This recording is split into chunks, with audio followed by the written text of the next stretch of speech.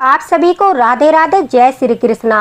अगर आप चाहते हो कि माता लक्ष्मी भगवान विष्णु की कृपा आपके ऊपर बनी रहे तो आज इस रमा एकादशी व्रत विधि को सिर्फ देखिए नहीं, श्रद्धा से अपनाइए, क्योंकि एक छोटी सी गलती व्रत का फल बदल सकती है। तो आइए जानते हैं पूरी विधि, शुभ मुहूर्त, पारण का सही समय और पूजन का रहस्य, ताकि इस एकादशी पर आपकी हर मनोकामना पूरी हो सके। रमा एकादशी का व्रत जो है 17 अक्टूबर को रखा जाएगा। उदया तिथि के अनुसार 17 अक्टूबर को ही रमा एकादशी मनाई जाएगी। एकादशी व्रत जो है उदया तिथि के अनुसार ही किया जाता है और दसवीं तिथि से ही हमें नियमों का पालन करना है। जैसे दसवीं तिथि में आपको चावल का सेवन नहीं करना है, साथ ही साथ दसवीं तिथि से ही आपको ब्रह्मचर्य का पालन करना है।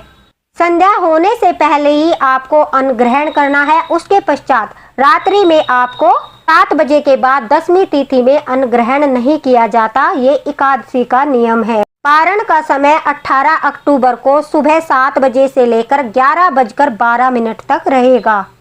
सबसे पहले सुबह उठकर जो लोग कार्तिक स्नान करते हैं वो तो ब्रह्म मुहूर्त में स्नान करते ही है, लेकिन अगर आप कार्तिक मास में स्नान नहीं करते तो रमा एकादशी के दिन आपको सुबह उठकर ब्रह्म मुहूर्त में स्नान करना है। आप अपने स्नान जल में गंगा जल और काले तिल डालकर स्नान कीजिए। उससे आपको पवित्र नदियों पर स्नान करने जितना फल प्राप्त होता है। उसके पश्चात आपको अपनी एकादशी के लिए एक चौकी की आवश्यकता है। जहाँ पर आप चौकी लगाते हो उस स्थान को गंगा जल छिड़क कर साफ शुद्ध कर लीजिए। उसके पश्चात आप वहाँ पर अपनी चौकी लगाइए। चौकी पर आपको लाल रंग का या फिर पीले रंग का एक आसन बिछाना है। आसन को भी आप जल डालकर गंगा जल का छिड़काव करके साफ और स्वच्छ कर लीजिए। पवित्र करने के बाद वहां पर आपको विष्णु भगवान को आसन देना है। विष्णु भगवान को आसन देने के लिए आप फूलों से आसन दे सकते हो। एकादशी को चावल का सेवन वर्जित होता है, इसलिए हम चावल या गेहूं से आसन नहीं दे सकते, फूलों से आसन देना है। देखिए, रमा एकादशी के दिन सबसे महत्वपूर्ण है कि इस दिन माता लक्ष्मी स्वयं अपने भक्तों के घर आती है। तो इसलिए रमा एकादशी की चौकी पर आपको गणेश जी भगवान और लक्ष्मी माता को भी आसन देना है। फूलों का आसन गणेश जी भगवान और लक्ष्मी माता को दीजिए। उसके पश्चात एकादशी के दिन हम जो है अपनी कलश स्थापना करेंगे। कलश स्थापना के लिए आपको सीधे सीधे चौकी पर कलश को नहीं रखना है। कलश के नीचे आप या तो सात्विक बना लीजिए या फिर किसी पात्र में आप अष्टदल कमल भी बना सकते हो, या फिर आप जो है किसी पात्र को शक्कर या चीनी से भरकर अपने कलश के नीचे अवश्य रखिए। सीधे सीधे कलश जो है चौकी पर नहीं रखना चाहिए। कलश में शुद्ध साफ जल भरकर कलश के जल में आपको सिर्फ एक लौंग का जोड़ा डालना है। आप चाहो तो सुपारी भी डाल सकते हो, हल्दी की गांठ भी डाल सकते हो, लेकिन अगर आपके पास ये सब नहीं है तो सिर्फ एक लौंग का जोड़ा डाल दीजिए। उसके पश्चात अगर आपके पास आम के पत्ते या फिर अशोक के पत्ते या पान के पत्ते हैं तो उससे आप अपने कलश को सजा सकते हो। अगर पत्ते नहीं है तो उसके बिना भी आप यह पूजा संपूर्ण कर सकते हो। फिर आपको कलश के ऊपर नारियल रखना है। अगर नारियल नहीं है तो आप कोई भी मौसमी फल भी रख सकते हो। हमारा मेन उद्देश्य अपनी कलश की स्थापना करना है, इसलिए आप देख लीजिए आपको जो है नारियल स्थापित करना है या फिर आप कोई फल फ्रूट भी जो मौसमी फल होता है, सेब, पपीता, पीला फल हो तो बहुत ही ज्यादा उत्तम होता है, आप वो भी रख सकते हो। उसके बाद हमें अपना दीपक स्थापित करना है। दीपक रखने के लिए एक पात्र में आप सात्विक बना लीजिए। उसके ऊपर आपको देसी घी का दीपक जलाना है। देसी घी का या तिल के तेल का भी आप जला सकते हो। दीपक स्थापित करने के बाद आपको जो है गणेश जी भगवान, लक्ष्मी माता को, विष्णु भगवान को स्नान कराना है। देखिए, अगर घर में लड्डू गोपाल की आप सेवा करते हो तो लड्डू गोपाल को भी पंचामृत से स्नान कराकर आपको चौकी पर ही विराजमान करना है। उन्हें पीले रंग की पोशाक धारण कराकर उन्हें भी चौकी पर विराजमान कीजिए। फिर आपको गणेश जी भगवान, लक्ष्मी माता और विष्णु भगवान को जो है दीपक दिखाना है। फिर सभी को फूल समर्पित करने हैं। अगर आपके पास पीले रंग के फूल है तो बहुत शुभ माने जाते हैं। अन्यथा आप सदाबहार के फूल, गेंदे के फूल, गुलाब के फूल पूजा में इस्तेमाल कर सकते हो। अपने कलश पर भी आपको अवश्य ही फूल समर्पित करना है। उसके पश्चात आपको गणेश जी भगवान, विष्णु भगवान, अगर लड्डू गोपाल है उन्हें चंदन का टीका लगाना है। माता लक्ष्मी को रोली या सिंदूर से आपको टीका लगाना है। वस्त्र रूप में गणेश जी भगवान को कलावा समर्पित करें। विष्णु भगवान को भी वस्त्र रूप में कलावा समर्पित करें। तो लक्ष्मी माता को आपको कोई भी लाल रंग की या गुलाबी रंग की चुनरी समर्पित अवश्य करनी है। रमा एकादशी के दिन केले के फल का भोग लगाना बहुत ही शुभ माना जाता है। कोई भी मौसमी फल ले लीजिए, आप 5 फल ले सकते हो। अगर आपके पास एक ही फल है तो आप केले लीजिए। केले का भोग गणेश जी भगवान, लक्ष्मी माता और विष्णु भगवान को लगाने से बहुत ज्यादा फल की प्राप्ति होती है। भोग लगाते समय एक विशेष बात आपको अत्यंत ध्यान रखने की आवश्यकता है। देखिए, जब आप गणेश जी भगवान और लक्ष्मी माता को भोग लगाते हो तो उसमें आपको तुलसी दल नहीं रखना है, क्योंकि गणेश जी भगवान और लक्ष्मी माता को तुलसी भोग नहीं लगाया जाता। लेकिन उसी भोग को फिर आप जब विष्णु भगवान को लगाते हो तो उसमें आपको तुलसी दल रखना है। इसलिए पहले गणेश जी भगवान, लक्ष्मी माता को भोग लगाइए, फिर उसी पात्र में आप तुलसी दल रखकर विष्णु भगवान को भोग लगाइए। विष्णु भगवान तुलसी दल के बगैर भोग स्वीकार नहीं करते।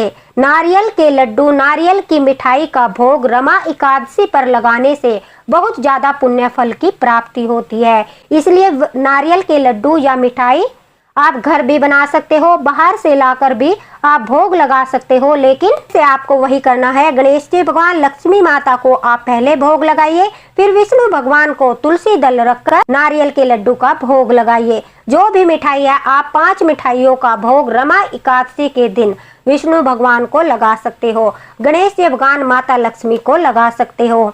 तो अपनी सामर्थ्य के अनुसार आपको भोग लगाना है। लेकिन अगर आप सिर्फ एक ही भोग लगाना चाहते हो तो उसमें नारियल के लड्डू या मिठाई का भोग लगाइए, जो बहुत ज्यादा फलदायी होता है। उसके बाद आपको माखन और मिश्री का भोग भी लगाना है। जैसा कि मैंने पहले आपको बताया है, अगर घर में ठाकुर जी की सेवा होती है, लड्डू गोपाल है, तो आप गणेश जी भगवान, लक्ष्मी माता को भोग लगाइए। उसके बाद विष्णु भगवान और लड्डू गोपाल को माखन मिश्री का भोग तुलसी दल डालकर अवश्य लगाए। उससे वो बहुत ज्यादा प्रसन्न होते हैं और हमारे ठाकुर जी लड्डू गोपाल विष्णु भगवान का ही बाल स्वरूप है। रमा एकादशी के दिन तुलसी की मंजरी का भोग लगाना बहुत ही ज्यादा फलदायी माना जाता है। इसलिए आप 5 या 7 तुलसी की मंजरी का भोग विष्णु भगवान को अवश्य लगाए। गणेश जी भगवान, लक्ष्मी माता को यह भोग आपको नहीं लगाना है। यह सिर्फ आपको लड्डू गोपाल या विष्णु भगवान जी को ही लगाना है। और देखिए, एकादशी के दिन तुलसी पत्र भी नहीं तोड़े जाते। इसलिए आप 10वीं तिथि में ही सुबह के समय तुलसी पत्र तोड़कर रख लीजिए, क्योंकि एकादशी और द्वादशी के दिन तुलसी पत्र तोड़ना शास्त्रों में वर्जित माना गया है। इसलिए यह गलती भूल कर भी मत करना।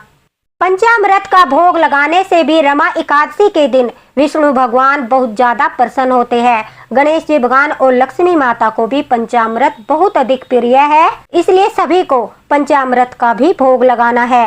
भोग लगाने के पश्चात माता लक्ष्मी को आपको श्रृंगार अवश्य ही समर्पित करने हैं। जैसा कि देखिए, मैंने आपको बताया है कि इस दिन माता लक्ष्मी स्वयं भक्तों के घर चलकर आती है और उन्हें सुख, समृद्धि और धन का आशीर्वाद देती है। इसलिए माता लक्ष्मी को भी आपको पूजा में अवश्य ही स्थापित करना है। 5 या 11 या 16 श्रृंगार, जितनी आपकी सामर्थ्य है, अपनी सामर्थ्य के अनुसार अवश्य ही माता लक्ष्मी को श्रृंगार समर्पित करें। रमा एकादशी के दिन दीप दान का बहुत अधिक महत्व होता है। इस दिन तुलसी माता की पूजा करना, दीप दान करना बहुत ही शुभ माना जाता है। अगर आप कार्तिक मास स्नान कर रहे हो तो रोज आप दीप दान करते हो, लेकिन अगर रमा एकादशी के दिन आप दीप दान करते हो तो आपके जीवन में प्रकाश ही प्रकाश भर जाता है।